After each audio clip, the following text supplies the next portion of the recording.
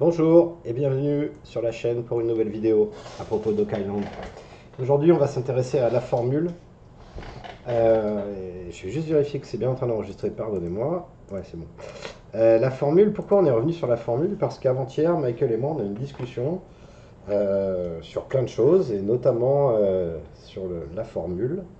Et dans les discussions, à force de brainstormer, ça nous arrive souvent, on a découvert un truc, il y a quelque chose qui est apparu et qu'on n'avait pas nécessairement identifié lors de ces années de recherche. Donc la formule, ce document codé qui utilise... alors c'est pas le même, et je ferai peut-être une vidéo là-dessus, mais il utilise l'alphabet TIFNAC pour le codage, tout comme la pierre de 27 mètres, mais c'est pas exactement le même alphabet. Je pourrais faire une vidéo là-dessus. Et aussi sur le document qui s'appelle le document Dawson, que vous connaissez peut-être pas, qui est apparu, je ne sais plus à quelle saison, et qui reprend pas mal de choses de la formule dans un autre document qui vient d'une autre source. Mais aujourd'hui, on va s'intéresser à la formule. Alors si c'est la première fois que vous venez sur la chaîne et que vous voyez un épisode, n'hésitez pas à revenir à l'épisode numéro 1, ça va beaucoup mieux quand tout est en ordre. Donc la playlist avec les vidéos en français peut vous aider. Ensuite, je vais utiliser des documents dont je ne suis pas propriétaire, mais YouTube le permet pour des travaux de recherche, et c'est bien ce qu'on est en train de faire, de la recherche. Alors ça va être une courte vidéo par rapport à d'habitude, mais commençons par le commencement. Comment on connaît la formule?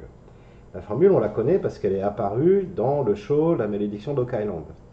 Elle a été apportée, je ne sais plus à quelle saison, par Zina Halpern, qui l'avait découvert pendant que Donald Drew était en train de lui rendre visite. Donald Drew lui avait prêté un livre, et dans ce livre, ils ont découvert devant un témoin qui s'appelle Henry Weinmer, qui était prof de français, un Canadien, ou un Américain, pardon, et ils ont découvert donc la carte, on dit la carte de Zina, qu'on a analysée ensemble, et aussi la formule. Alors c'est rappelé ici, dans Scrolls of Anteora, qui est le livre qu'a écrit Donald Drew en hommage à Bill Jackson et aux travaux de Bill Jackson. Donc il décrit, page 313, plus tard j'ai trouvé une note dans le second livre que Bill m'a donné. Donc, ce livre s'appelait Introduction à l'anthropologie. Donc là il y avait une note, et cette note dans ce livre disait que Anati détient la clé maintenant, c'est pourquoi j'ai utilisé cette page, etc., etc. Donc il est allé voir un autre livre de l'auteur Anati, qui s'appelait, lui, La Palestine avant les Hébreux, et à l'intérieur de ce livre, sur la dernière page, je ne sais pas s'il explique là, non, mais il l'a trouvé en présence de Zina qui était témoin, mais c'est lui qui sort les deux documents de la pochette. Donc il continue, quand j'ai rendu visite à Madame Alpern pendant les vacances de Noël, j'ai regardé dans le livre d'Anati qui s'appelait Palestine Before the Hebrews, et j'ai découvert dans les dernières pages une pochette avec deux images, et elles sont reproduites ci-dessous. Donc voilà ce qu'il dit dans Scrolls of Anteora à partir de la page 313. Donc il nous donne les deux choses qui ont été trouvées, c'est la formule, c'est 7 pages de la formule, et ça c'est important ce que je viens de dire, j'y reviendrai, et c'est la carte de Zina dont ça c'est sorti du show, on voit c'est Rick ou Marty qui est en train de la manipuler, et on voit bien qu'elle est très petite puisqu'on voit la taille des mains de Rick ou de Marty, je pense que c'est Marty. Et donc Don Roux explique que ce jour-là, en présence de Zina, ces deux documents sont sortis de ce livre et avaient été cachés là par Bill Jackson. Donc ça c'est la source Don Roux Bill Jackson. Alors, si je commence à dire qu'il y a une source Don Roux Bill Jackson et vous commencez à me connaître, c'est qu'il y a peut-être une autre source. On va y arriver. Donc la formule, source Don Roux Bill Jackson, elle a trois choses particulières. Elle a le texte mis dans cette espèce de forme particulière. Si vous avez regardé les autres vidéos, on en parle un moment à propos des plans des tunnels, cette forme. Et puis ce codage avec uniquement écrit et en français, en texte clair, la formule et un début de 20, V-I-N-G, on ne sait pas quoi, la valeur. Et ça aussi, je pourrais y revenir parce que je crois que j'ai le chiffre qui manque et je vais vous expliquer pourquoi dans une autre vidéo. J'ai failli le faire dans cette vidéo-là, mais c'était presque décousu par rapport et au titre. Regardez le titre de la vidéo que vous êtes en train de regarder, c'est là-dessus qu'on va se concentrer. Donc j'y reviendrai. Donc ça c'est le premier feature. La deuxième, qui est distincte, c'est la fameuse note de Marie. dont l'écriture n'est pas la même, c'est pas la même formation de lettres que la formule, et surtout on a des indications de date, puisque on fait référence à un poème de Paul Valéry, qui s'appelle Le cimetière marin, et qui lui a été écrit, j'ai pas la date en tête, 1925 je crois, 1930, donc on ne pouvait pas écrire ce texte avant 1930. Alors on pourrait en déduire que la formule n'a pas été écrite avant 1930. Ah, on voit quand même et on devine que c'est un ajout, que ça ne fait pas partie du document original. Et la troisième chose qui est particulière à ce document de la formule de la source d'Unruh, c'est la signature. La signature qui dit Jim McInnes to, donc pour, ou A. W. David Jackson, donc W ça doit être William. William en anglais, le diminutif c'est Bill, donc Bill Jackson, et la marque en français 1, 2, 7. Donc ça, c'est ces trois caractéristiques qui sont sur ce document. Mais il y a une autre source. C'est la source McInnes. McInnes, donc Daniel McInnes, 1795, un des trois découvreurs du Puits de la Fortune. Et les descendants de McInnes se transmettaient des informations au premier homme, premier mâle de la famille, premier garçon né. Et ça a descendu, on va voir les générations un peu plus tard, jusque le dernier qui s'appelait Jim McInnes, qui a servi au Vietnam, etc. Donc ça a été documenté. Et les sœurs de Jim, puisque Jim est mort, et comme il n'y avait pas d'héritier mâle dans la lignée, c'est une des sœurs qui a récupéré notamment la croix. On va y arriver dans un instant. Mais ces sœurs, Jean, Joanne et Joyce, ont écrit un livre avec Kirin Margiano qui était... Alors, j'arrive pas à situer Margiano, je ne sais pas si c'était pas... non, c'était pas l'épouse de Jim, puisqu'il n'était pas marié. Mais elles ont écrit un livre sur Oak Island où elles mettent par écrit toutes les histoires de famille. Notamment de grand-pa William, qui racontait des choses aux enfants, parce qu'il l'avait entendu de son grand-père, et qui n'avait pas tant de générations que ça, entre 1795 et maintenant. On est à 250 ans, donc on va voir les générations. Mais... Jean ou Joanne, je ne sais pas laquelle, écrit dans le chapitre 6 de ce livre « J'insère dans le livre un document papier que oncle Georges m'a montré. Une fois, il a montré le papier, il a dit que ce n'était qu'une pièce du puzzle. Il m'a dit que plus j'en serais sur Oak Island, plus j'aurais besoin des autres morceaux de papier ayant la même apparence. Et elle reproduit dans le livre ceci. Donc ceci, c'est bien la formule, mais elle ne vient pas de la source... le show télé qui a été donné par Zina et qui vient de la source Bill Jackson d'Unruh. Ça vient directement de la famille McInnes. L'oncle George, je pense qu'il devait avoir 30 ans quand Bill Jackson est né. Il n'y a pas de corrélation entre les deux jusqu'à un certain moment. L'original, il est là. L'original, c'est pas Bill Jackson. D'ailleurs, on a un petit indice, puisqu'il nous le dit là. Jim McInnes qui le donne à Bill Jackson, un des 7. Donc le document, la source originale, elle vient pas de chez Unruh ou Bill Jackson ou Zina, elle vient de la lignée McInnes, puisqu'ils l'ont dans la famille depuis des générations ce document. Question, ils l'ont eu où? Donc soit on leur a donné ou ils l'ont acheté, soit ils l'ont trouvé. Ce qu'elle écrit ici, elle écrit que, donc dans le livre, hein, c'est ce que j'ai traduit en bas à droite, ce qui est écrit sous le dessin, elle dit ceci, une copie d'un document que Jim avait en sa possession, et qu'il tenait de son père, qui tenait de son père, qui tenait de son père, puisque c'est comme ça dans leur famille. Elle dit quand même, l'original de Jim avait une note en français écrite en bas de page. Donc l'original de Jim avait cette note en dessous. Mais on voit bien que c'est pas la même écriture et que c'est pas le même temps. C'est pas les mêmes périodes. Alors, ce que moi je pense, c'est qu'il y a eu plusieurs versions de ce document, mais ça c'est une hypothèse. C'est mon hypothèse. Ça c'est la dernière version, la version 2. La version 2, elle a la formule cryptée, le texte et la signature. C'est ça que Jim a donné à David Jackson, et c'est comme ça que Bill Jackson a eu en sa possession la formule, et c'est cette version qu'on voit sur le show, c'est cette version qu'il a cachée dans le livre. Et Jim lui a donné cette copie en rajoutant un petit mot. dont Jim McInnes, tel que vient de le dire sa sœur, elle ne parle pas de la signature en bas, elle dit il y avait du texte en français. Donc ça veut dire qu'il y a une deuxième version, ce que j'appelle la version 1, qui est antérieure à la version qu'on connaît sur le show. La version de Jim McInnes, à mon avis, c'est celle-ci. Sans sa signature, il n'a aucune raison. Donc il la met après sa signature, au moment où il le donne à Bill. D'accord, vous me suivez? Donc on est déjà à deux versions. Mais le texte qui est en bas, il ne matche pas la façon, le style et l'écriture, et puis il fait référence à quelque chose de moderne. Donc il devait y avoir un original. Donc je pense que l'original, qui était en la possession probablement de Daniel McInnes en 1795, était ceci. Au fur et à mesure des années, et à partir de 1930, quelqu'un dans la famille ou quelque chose était rajouté, qui est cette partie en bas.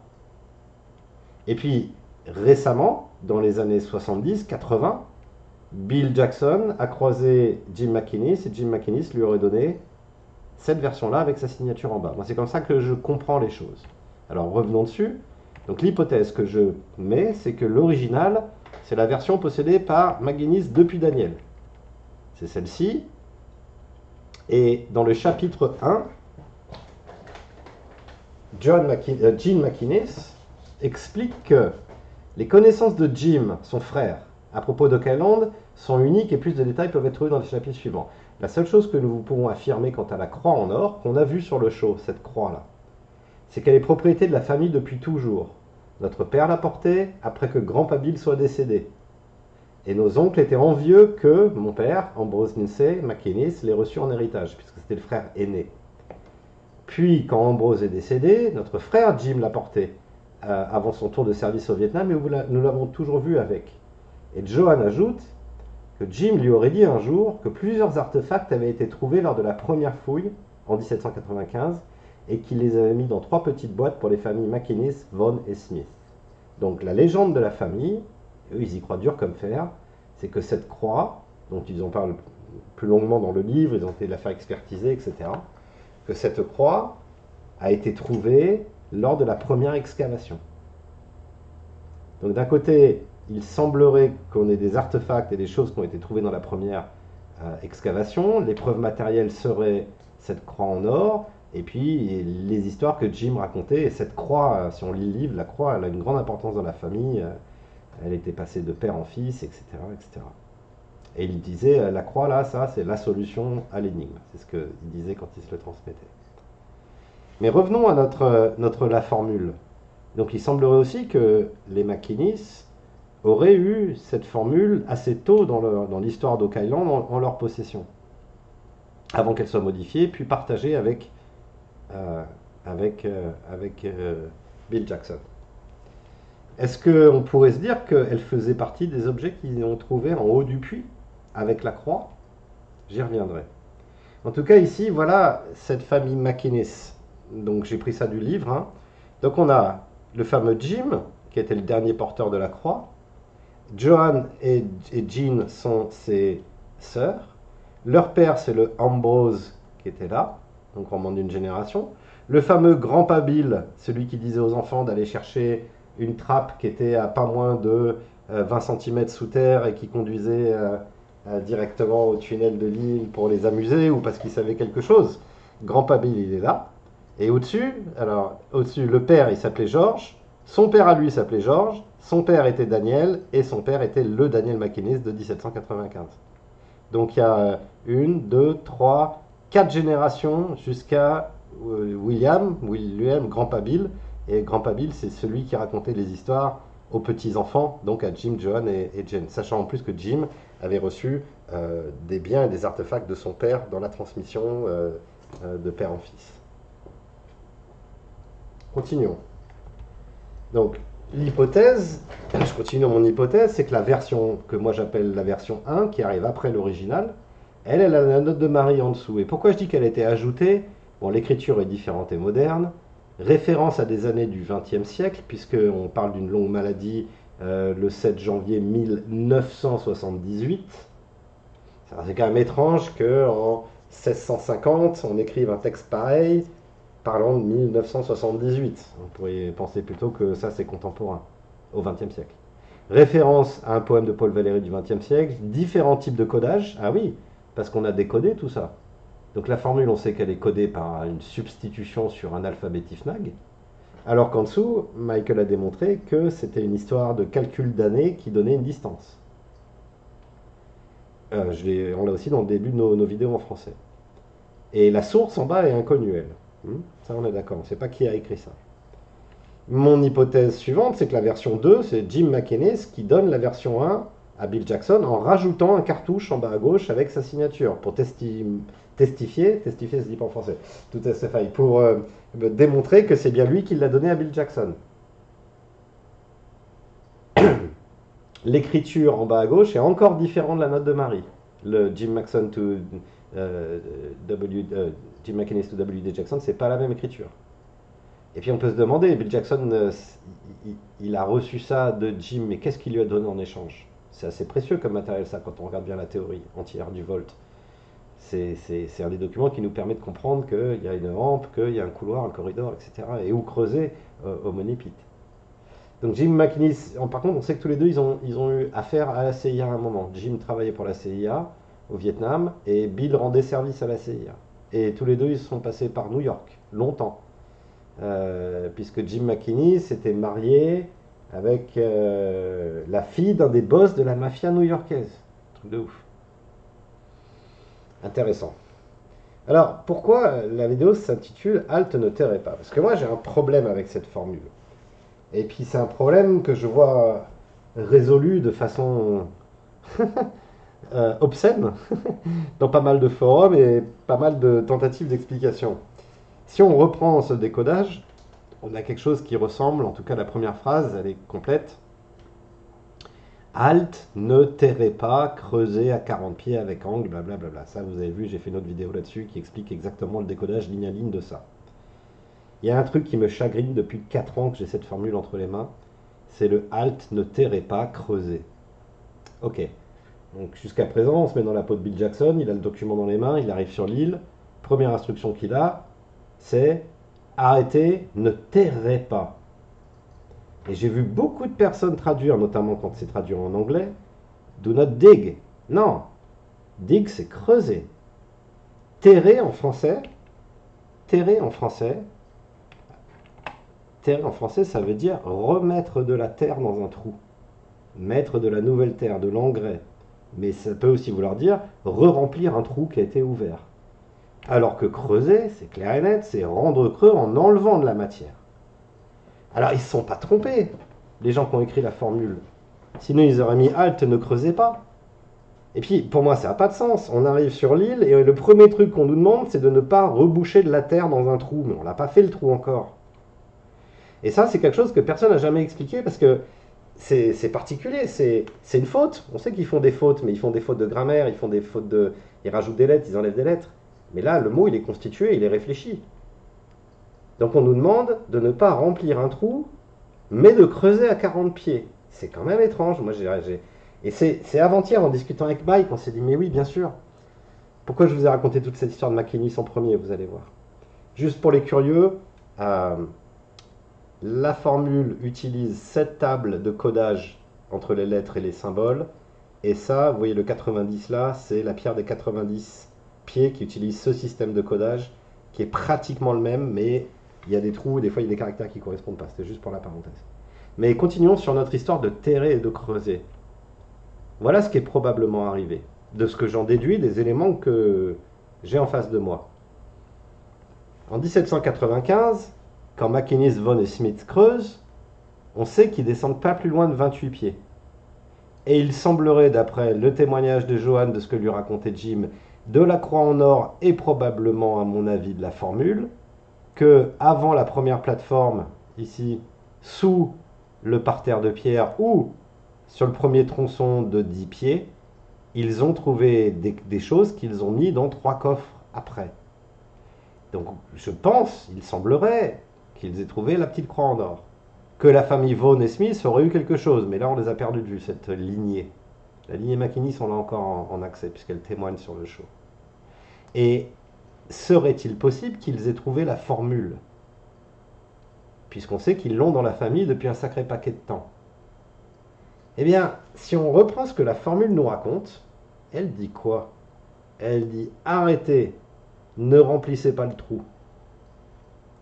On est ici, on est à 17 pieds. On vient de creuser tout ça. Et dans les documents, dans ce qu'on nous donne, il y a peut-être la petite croix et il y a ce parchemin qui dit halte, arrêtez-vous. Ne remplissez pas le trou que vous venez de creuser. Bon Dieu, il est là le trou qu'il ne faut pas remplir. C'est le trou du Money Pit.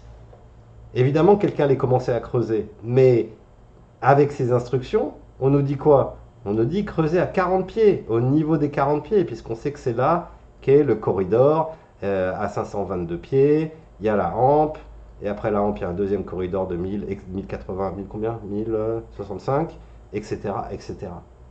Donc quel est le meilleur endroit, enfin quel est l'endroit qui a le plus de sens pour trouver un tel message en considérant qu'ils n'ont pas fait d'erreur et qu'ils voulaient bien dire terrer et qu'ils voulaient bien dire creuser? Le meilleur endroit, le plus logique, c'est de le trouver exactement là, au début des travaux. On leur dit halte, c'est bon, vous avez trouvé une croix en or, vous avez trouvé 2-3 trésors, vous êtes heureux, bah arrêtez-vous. Arrêtez-vous, je veux dire par là, non, n'arrêtez pas. Pardonnez-moi. Descendez à 40 pieds, ne rebouchez pas ce trou, c'est pas fini. Mais le problème dans tout ça, donc la conclusion, c'est que la formule, la première version, sans les textes ajoutés, devait donc se trouver logiquement avec la croix en or entre 0 et 28 pieds. La formule explique clairement de ne pas reboucher le trou, de ne pas le terrer, après les premières découvertes, mais de creuser jusqu'à 40 pieds. Seulement le problème, c'est qu'à l'époque, personne n'avait le code TIFNAG. Et donc ils sont descendus, passé les 40 pieds, et on sait ce qui est arrivé à partir des 90 pieds, où il y avait la fameuse pierre des 90 pieds qui montrait l'endroit à partir duquel l'eau allait commencer à s'infiltrer dans le sens inverse. Donc ma conclusion, c'est que, enfin ce que je crois, je ne peux pas y avoir de certitude, mais c'est que ce document, la formule, faisait partie de ce qui a été retrouvé, parce qu'il y a des choses qui ont été retrouvées. Et il semblerait que la croix en or soit un des témoins de ces choses retrouvées. Cette formule a eu une partie ajoutée, la note de Marie, dans le cours de sa vie, de la vie de la formule. Et derrière, Jim McInnes l'a donné à Bill Jackson en mettant un cartouche pour dire voilà, je te l'ai donné et ça vient de chez moi. Et ça aurait beaucoup de sens puisque ça mettrait exactement en contexte le mot terrer, puisque on a déjà commencé à creuser. Et ce qu'on nous dit en fait, c'est continuer jusqu'à 40 pieds, mais pas plus loin. Mais il fallait encore avoir le code. Voilà, c'était ça. L'idée, c'est donner du sens à ce mot terrer et se dire que ce document, il vient pas de la source d'Unruh Bill Jackson, il vient de la source McInnes, qui pour moi est une source plus fiable. Et c'est lui qui l'a donné à Bill Jackson, et c'est comme ça qu'on l'a retrouvé dans le show. Voilà. Merci beaucoup, c'était court aujourd'hui. Mais à très bientôt pour une nouvelle vidéo. Au revoir.